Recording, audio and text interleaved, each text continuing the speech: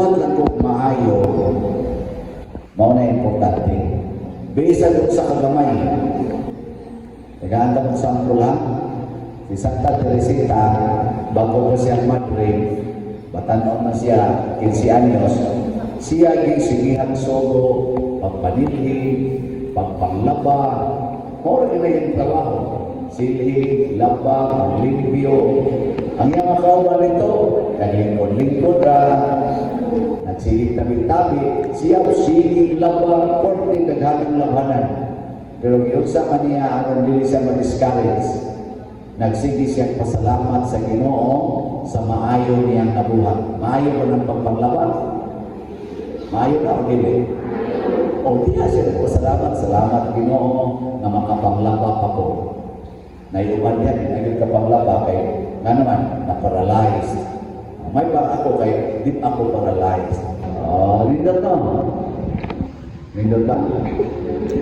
Kita ka sa imong uyab, dahil laing iyang bayan.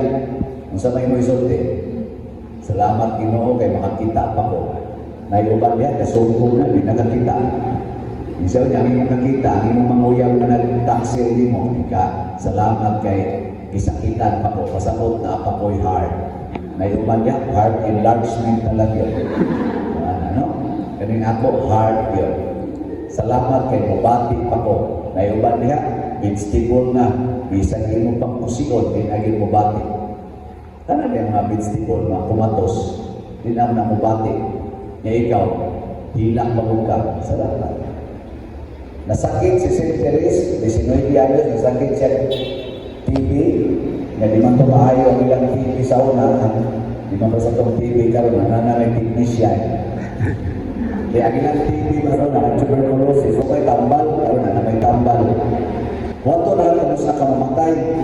So namatay siya 24 years old, mga 5 years siya na nag-anto sa tuberculosis.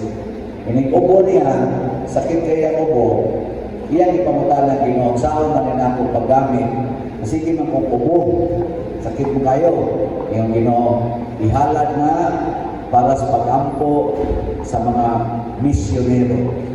Anong misyon ba? Yan itong ihalad, kada niya ubo, makapalampo sa misyon sa simbahan.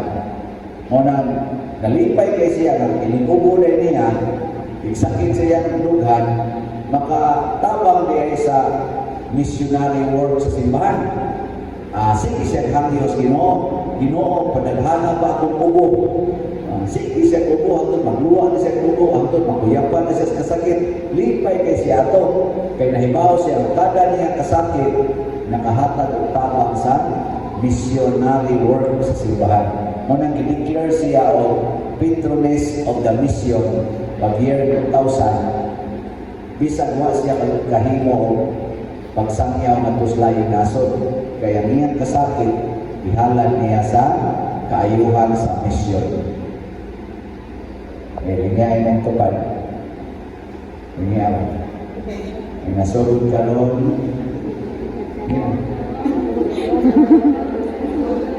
Na mag-antos na ko para malipay ka.